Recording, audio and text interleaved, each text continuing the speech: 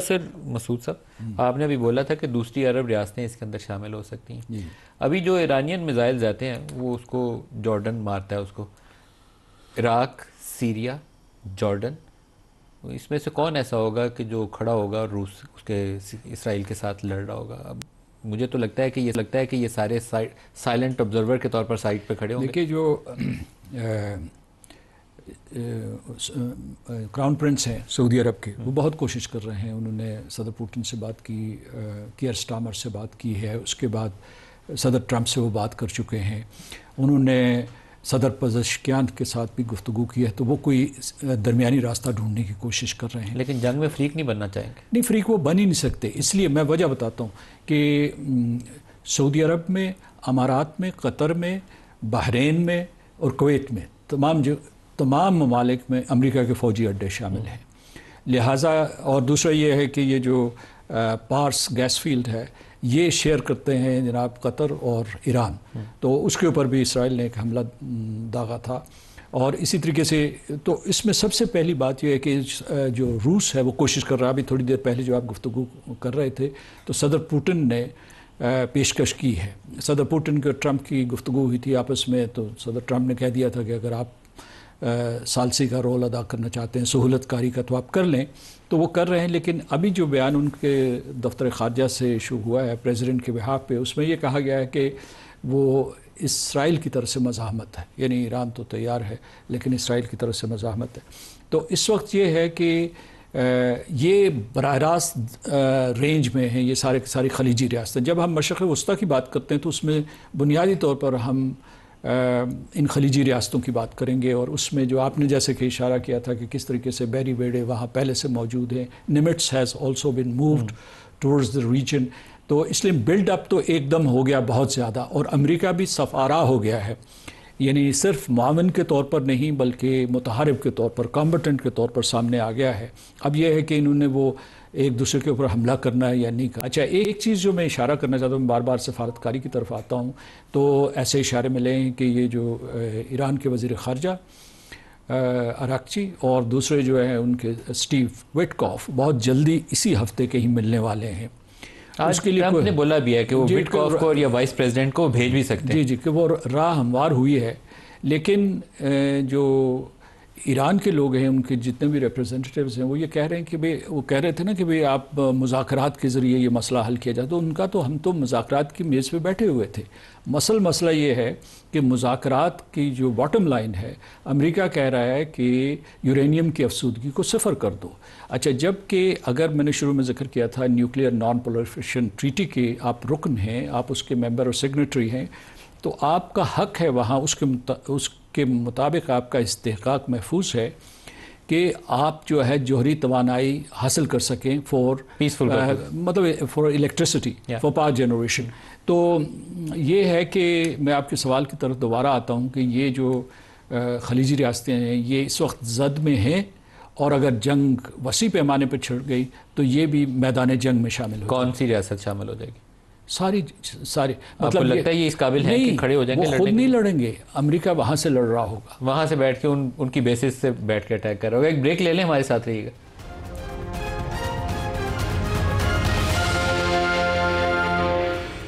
Welcome back. اس جنگ کے پاکستان کے اوپر کیا اثرات ہوں گے؟ ایران اس جنگ کو آئندہ 2-4 ہفتوں میں لے کر کس شکل میں آگے بڑھتا ہے، اس کا بہت زیادہ انحصار اس بات کے اوپر ہوگا.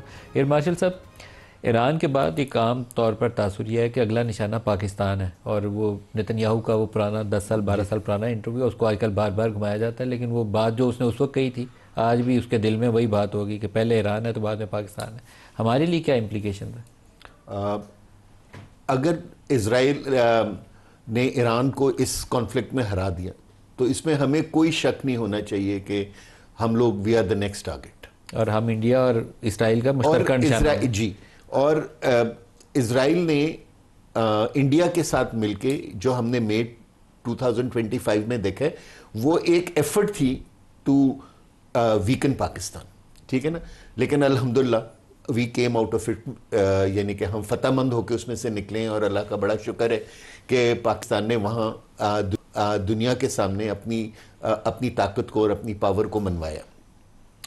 اگر کیا اس بات کے امکان موجود ہیں، وہ ہم کہتے ہیں فالس فلیگ تھا پہلگام سارا، کہ یہ اسرائیل اور انڈیا کی لابی جو تھی اس نے پاکستان کو ٹیسٹ کرنے کے لیے کہ کیا جواب دینے کے قابل ہے یا نہیں ہے، دیکھتے ہیں اس کو، تو انہوں نے وہ سارا ڈرامہ رچایا تھا، وہ تو جہاز گر گیا تو ایک سیٹ بیک ہو گیا، انہیں تو پیچھے چلے گئے۔ میں نے آپ کو یہی کہا کہ یہ جو تھا، یہ ڈرامہ جو تھا، یہ پاکستان ہی کو ویکن کرنے کے لیے تھا، یا آپ جس طرح آپ کہہ رہے ہیں کہ ہماری کیپیبلٹی کو ٹیسٹ کرنے کے لیے تھا، کہ ان کے پاس یعنی کہ ان کا ریزولو کتنا ہے، یہ کتنے سٹرونگ ہیں، کہ ہمیں پتہ چلے لڑنے کے لیے تیار بھی ہیں کہ نہیں ہے کرنے۔ تو الحمدللہ اس امتحان میں تو ہم پاس ہو گئے، لیکن ہمیں دشمن کے دماغ سے سوچنا چاہیے نا۔ تو ہمارا اس وقت جو پاکستان کا دشمن کون ہوگا ہمارے نیوکلیئر ریئیکٹرز کا یا ہماری نیوکلیئر کیپیبلٹی کا، وہ اسرائیل ہے۔ اب اسرائیل جب اگر اس نے ایران کو بھی یعنی کہ سبڈو کر لیا تو صرف ایک ہم ہی رہ گئے، ہم اور ٹرکی، دو کنٹریز رہ جائیں گی کہ جو کیا کہتے ہیں اسٹرانگ مسلم کنٹریز ہیں، اور ان دونوں کنٹریز میں بھی صرف پاکستان ہے جو نیوکلیئر کیپیبل ہے۔ سو وہ جو 10 سال پرانی بات جو ہے وہ ابھی تک نیتن یاہو کے دماغ میں ہوگی اور وہ کوشش کرے گا۔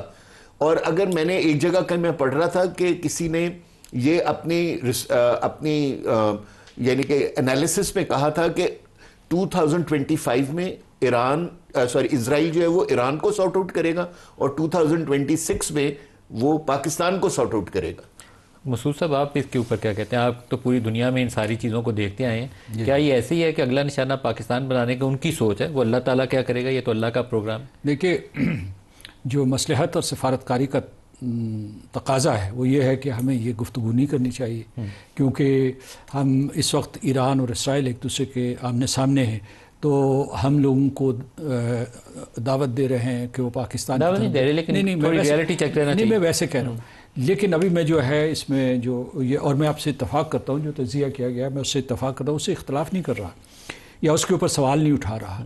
تو اس کی وجہ یہ کہ ہمارے ایران کے ساتھ بہت ہی قریبی تعلقات ہیں، ہمارا ہمسایہ ہے، ان کی ثقافت، ہماری ثقافت، مذہب، کتنے رشتے موجود ہیں، تو اس لیے پاکستان ان کے ساتھ اصولی سطح پہ کھڑا ہوا ہے اور جرأت کے ساتھ کھڑا ہوا ہے، یہ بڑی اچھی بات ہے۔ اور پاکستان کی آواز بلند رہی ہے، یہاں سنی گئی، خطے میں سنی گئی، سلامتی کونسل میں سنی گئی ہے، تو یہ بڑی اچھی بات ہے۔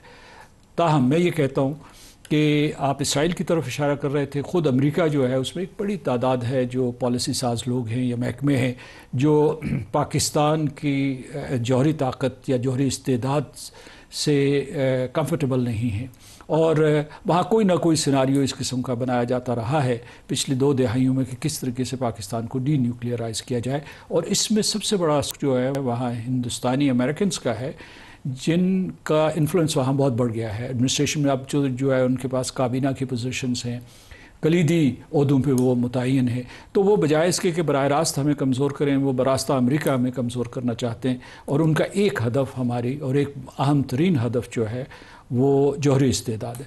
ہمیں جو اس جنگ سے جو 3-4 چیزوں میں ہم بے حد ایک دم براہ راست متاثر ہوتے ہیں، وہ اگر مطلب ہے کہ جنگ کوئی بھی رخ اختیار کرے، سب سے پہلا یہ دیکھنا ہے کہ ہمارا جو ہے سیفٹی اینڈ سیکیورٹی کا نظام کتنا محفوظ ہے، اور جس طریقے سے جو خبریں گردش کر رہی ہیں کہ ایران کے اندر پینیٹریٹ کیا گیا، تو اس لیے کہ ہم کہتے ہیں کہ ہم سیسا پلائی ہوئی دیوار ہیں، تو ہمیں اس دیوار کو سیفٹی اینڈ سیکیورٹی کی اس کو امپریگنیبل بنانا چاہیے۔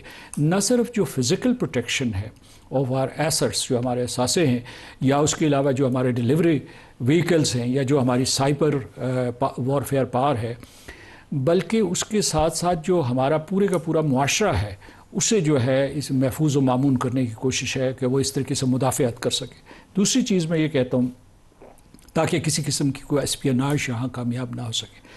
دوسرا جو ہے فزیکل پروٹیکشن، جس کی طرف میں نے اشارہ کر دیا۔ تیسرا جو میں وہ یہ کہتا ہوں کہ اگر ایران شکست کھا جاتا ہے یا وہاں کا سیاسی نظام ختم ہو جاتا ہے، تو آپ کو پتہ ہے کہ امریکہ نے سن 1953 میں محمد مصدق کو، جو اس وقت کے وزیر اعظم تھے، ان کو ہٹا کے تو رضا شاہ پہلوی کو ایک آمر کے طور پر مسلط کیا تھا۔ ابھی بھی پہلوی کے بیٹے کو ہی لانچ کر رہے ہیں۔ جی، اسی کے لیے تجربہ ہو رہا ہے۔ تو آپ نے یہ دیکھنا ہوگا کہ اگر ایک اسرائیل نواز ملک ہے، آپ کا ایک اور ہمسایہ بنتا ہے، تو کیا وہ آپ کا دوست ہوگا یا آپ کا دشمن ہوگا؟ اور اس کے علاوہ اسرائیل نواز اور امریکہ نواز، اور پھر جو ہے ایک اس سے بھی بڑی خطرے کی بات ہے کہ آپ کے خلیجی ریاستوں کے ساتھ بہت گہرے تعلقات ہیں۔ تو ایک سیناریو یہ بنتا ہے میں پچھلے 2-4 دنوں میں اس کے اوپر سوچتا رہا ہوں. میں سمجھتا ہوں کہ اس سے سب سے بڑا خطرہ پاکستان سے بھی زیادہ خلیجی ریاستوں کو ہے, کیونکہ اس وقت جو ہے سعودی عرب ایک بہت بڑی معاشی طاقت کے طور پر ابھر رہا تھا. انہوں نے جو اصلاحات کی ہیں تو اس نے پورے مشرق وسطیٰ کا معاشی اعتبار سے اور دفاعی اعتبار سے سب سے بڑا ملک بن جانا تھا. جب میں امریکہ میں تھا تو وہاں جو ان کے مذاکرات چلتے رہتے تھے سعودی عرب کے اور امریکہ کے, تو ان کے 3 مطالبات تھے ان کے ساتھ ابراہیم اکارڈز کو قبول کرنے کے لیے. ان میں سے پہلا تھا کہ ہمیں بھی جوہری صلاحیت دی جائے, یعنی ٹھیک ہے ہم بھی جو ہے اسے پرامن مقاصد کے لیے استعمال کریں گے یا ہائیڈرو پاور الیکٹریسٹی کے لیے کریں گے, پاور کے لیے پاور جنریٹ. سیکنڈ ان کا تھا ہمیں اسلحہ بڑی تعداد میں دو. اور تیسرا جو تھا ان کا مطالبہ یہ تھا کہ 2 ریاستی کلیہ ایک ٹائم ٹیبل کے تحت, یعنی جو فلسطین کا 2 ریاستی کلیہ ہے اس کو قبول کیا جائے. اس میں سے جو پہلا امریکیوں کے لیے ناقابل قبول تھا, دوسرا وہ دینے کے لیے تیار تھے, تیسرا جو ہے اس کے لیے وہ کسی قسم کا کوئی کمٹ کرنے کے لیے تیار نہیں تھے. میرا آخری نقطہ اس میں ہے جو آپ نے سوال اٹھایا کہ گزشتہ برس آپ کو یاد ہوگا کہ بائیڈن ایڈمنسٹریشن نے ہمارے اوپر, ہماری بعض انٹیٹیز کے اوپر جو دور مار ہمارے مسائل پروگرام ان کے حوالے سے ہمارے اوپر پابندی عائد کی. ہم نے بڑا احتجاج کیا تھا اور اس معاملے میں میں بھی ان کے ساتھ گفت و شنید میں رہا, کوئی گزشتہ 3 برس کی بات ہے. تو اس میں یہ ہے کہ فرض کیجئے کہ ہمارے آج کل تعلقات جو ہے مراسم امریکی حکومت کے ساتھ, صدر ٹرمپ کے ساتھ ذرا بہتر ہوئے ہیں. وہ ہندوستان پاکستان کی جنگ بندی کے تناظر میں یہ تعلقات بڑھے ہیں, کچھ اس کا پس منظر بھی ہے, کچھ پیچھے سے بھی چیزیں اچھی چلی آ رہی تھیں. تو ہمیں توقع یہ کرنی چاہیے, یعنی اگر ہم نے وہاں سے دیکھنا ہے کوئی اشارہ ہی لینا ہے تو وہ پابندیاں یا دوبارہ نہ لگائی جائیں یا ان کو ختم کر دیا جائے. اور ہمارے جو ہے اس کے اوپر ان کے ساتھ ایک بحث چلتی رہتی ہے کہ ہماری جو ہے مسائل کی رینج کیا ہے. ہماری مسائل کی رینج جو ہے ہم لوگ 2750 کہتے ہیں, ان کو شک و شبہ ہے. اور جیسے میں آپ کو بتا رہا ہوں اس میں ہندوستانی ان کو بہکا رہے ہیں. اگر ہندوستان نے جو ہے اگنی کا رینج جو ہے 5 سے 8 ہزار کے قریب ہے تو وہ امریکہ کی سرزمین پہ پہنچ جاتا ہے, لیکن وہ ان کو اکسا رہے ہیں, بہکا رہے ہیں اور ان کے دل میں شکوک ڈال رہے ہیں کہ اب صرف اسرائیل کا مسئلہ نہیں ہے پاکستان کی جو میسائل رینج ہے, اس کا اصل مسئلہ جو ہے وہ امریکہ کی سرزمین ہے. تو آپ یہ دیکھیے کہ یہ وہی زبان ہے جو وزیر اعظم نتن یاہو نے کل ایران کے کانٹیکسٹ میں کہی. دونوں کا پلان اور اس کا طریقہ کار ایک ہی جیسا ہے. صحیح صاحب, جو معاشرتی تقسیم ہے, ابھی مسعود صاحب نے اس کی طرف اشارہ کیا, میں تقریباً روزانہ اس کے اوپر بات کرتا ہوں, اس لیے کہ یہ انڈیا والی جنگ نے اس قوم کو دوبارہ یوں اکٹھا کیا ہے اور شاید اللہ تعالیٰ کی طرف سے ایک موقع ہے کہ ہم اس تقسیم کو جو یوں تقسیم ہوئے تھے, ہم اکٹھے ہوئے ہیں, تو اس کو اکٹھا ہی رکھیں, دوبارہ تقسیم نہ دیں, دوبارہ بکھرنے نہ ہونے دیں. یہ جو فالٹ لائنز ہیں اس کے اوپر ہمیں ساروں کو, آپ کے ڈپارٹمنٹ کو, ان کے ڈپارٹمنٹ کو, ہم لوگوں کو ساروں کو اس کو روزانہ ڈسکس کرنا ہے. ایران کے ہر گلی محلے کے اندر سے لوگوں نے اس پروسیس میں ایران کے لیے نقصان کا باعث بنے, تو ہمیں وہ سچویشن نہیں ڈیولپ ہونے دیں. میں آپ سے 100% ایگری کرتا ہوں کہ ایسا ہی ہونا چاہیے کہ ہمیں اپنے اندر کی جو ویکنسز ہیں ان کو ریموو کرنے کی ضرورت ہے. لیکن ایک چیز کی طرف میں جو مسعود صاحب کی سب باتوں سے ایگری کرتے ہوئے ایک چیز کی طرف اشارہ کروں گا کہ دیکھیے, مجھے آج تک یہ سمجھ میں نہیں آ سکا کہ پاکستان کے بوم کو مسلم بوم کیوں کہا جاتا ہے, انڈیا کے بوم کو ہندو بوم کیوں نہیں کہا جاتا, یا اسرائیل کے بوم کو جوئش بوم کیوں نہیں کہا جاتا, یا کیا کہتے ہیں امریکہ کے ایٹم بوم کو کرسچن بوم کیوں نہیں کہا جاتا. یہ ایک غلط مت ہے جو پھیلائی گئی ہے ہمارے دشمنوں کی طرف سے پوری دنیا کے دماغ میں. آئی تھنک اس وقت جبکہ ہمارے تعلقات امریکہ کے ساتھ, پارس کے ساتھ بہت اچھے ہیں اور ہم نے انڈیا کو ایک کانفلکٹ کے اندر شو کیا ہے کہ پوری دنیا کو بتایا ہے کہ جی کہ ہم آلدو چھوٹا ملک ہے لیکن ہم بڑے سٹرونگ ہیں, ہمیں اپنی ڈپلومیسی کے تھرو یہ اس پرسیپشن کو ریموو کرنا چاہیے کہ ہمارا بوم جو ہے وہ مسلم بوم ہرگز نہیں ہے. اب ہمارے ایٹم بوم کو بنے ہوئے, ہمیں نیوکلیئر ہوئے 27-28 سال ہو چکے ہیں. اب ہم نے آج تک ان 27-28 سالوں میں دنیا کے کسی ملک نے پاکستان کو ایز این ارسپانسبل اسٹیٹ نہیں شو کیا ہے یا نہیں کہا ہے, نہ ہم نے کبھی اپنے نیوکلیئر ویپن کو کسی بارگیننگ کے لیے استعمال کیا ہے. ہم نے ہمیشہ کہا کہ ہمارا یہ جو نیوکلیئر کیپیبلٹی ہے اس فار آر ڈیفنس, اور جب بھی ہم نے تھریٹن کیا کہ ہم وی کین گو نیوکلیئر, ہم نے اپنے ڈیفنس میں کیا, ایون اپنے اوفنس میں نہیں کیا اس کو.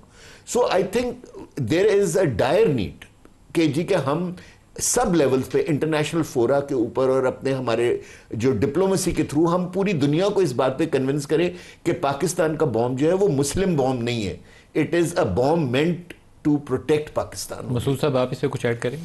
नहीं जी, मैं इनसे मुकम्मल इत्तफाक़ करता हूँ, और वो ये है कि हम बारहा ये कह चुके हैं, तमाम फोरम्स में कहते हैं, और ये कहते हैं कि हमारा ये जो बॉम्ब है, ये न्यूक्लियर कैपेबिलिटी है, ये इंडिया स्पेसिफ़िक है, इससे ज़्यादा ये हम स्पेसिफ़िक नहीं हो सकते कि ना हम मशरक़ की तरफ जाएंगे, ना मगरब की तरफ, ना शुमाल, ना जनूब की तरफ। हम सिर्फ़ और सिर्फ, यानी मशरक़ से मेरी मुराद ये है कि हिंदुस्तान की पार जो सरज़मीनें हैं उनकी तरफ नहीं जाएंगे। और इसमें मेरा ख़्याल है कि मुझे ये यकीन है कि कोई ऐसा शक शुबा भी नहीं, मिसाल के तौर पर पता होगा कि पाकिस्तान ये बॉम्ब नहीं इस्तेमाल कर लेगा किसी दूसरे इस्लामी मुल्क के दिफा के लिए, लेकिन माजी में ये भी हुआ है कि सऊदी अरब के एक वज़ीर ने, काबीना के वज़ीर ने कहा कि पाकिस्तान का बॉम्ब हमारा बॉम्ब है, या पाकिस्तान ने जो बॉम्ब बनाया तो उसके लिए सारे आलम इस्लाम में खुशी की लहर दौड़ गई थी, उसका जश्न मनाया गया था।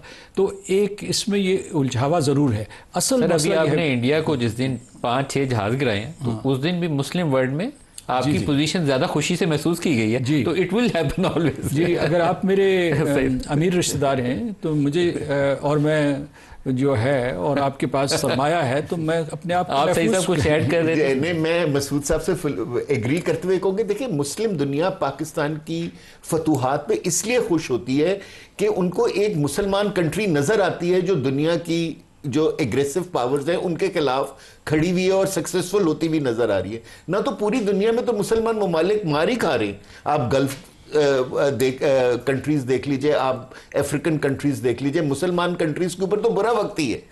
मुसलमानों को अपनी हरकतों के ऊपर सोचना भी चाहिए, लेकिन देखिए 55 मुल्क हैं, दुनिया की इतनी बड़ी आबादी है, और तेल की दौलत हम दूसरों से असला खरीद के उनके मुल्कों में जाके वसाइल लगा के ज़ाया कर रहे हैं, अपने घर अपनी डिफेंस कैपेबिलिटी बनाने के ऊपर नहीं लगा रहे। अब हमें इन चीज़ों की तरफ सोचना चाहिए, और वो पाकिस्तान को ना as a strong Muslim country देख के अप्रिशिएट करते हैं। $100 अरब का जो कतर ने और सऊदी अरब ने कोई $1000 अरब पता नहीं कितने का जो उनको ऑर्डर दिए हैं, कोई $100 अरब पाकिस्तान की डिफेंस इंडस्ट्री में लगा ले। सिर्फ सऊदीया ने $1.4 ट्रिलियन in 10 years। और यहाँ पे हमारे साथ डील कर लें और पूरे दिफा की जिम्मेदारी पाकिस्तान को दे दें, शायद ज़्यादा बेहतर हो जाएगा। अच्छा, इसमें छोटा सा नुक्ता अगर आपके पास वक्त है, मैं उसमें इजाफा करना चाहता हूँ कि मुस्लिम बॉम्ब का प्रचार पाकिस्तान नहीं करता, और इस्लामी ममालिक भी नहीं करते इतना ज़्यादा जितने हिंदुस्तान इसका प्रचार करता है। उसका निशाना जो हदफ है, दो सरदार मसूद खान साहब, जी, एयर मार्शल सईद साहब, दोनों का बहुत शुक्रिया। आज के लिए इतना इजाज़त दीजिए। अल्लाह हाफ़िज़।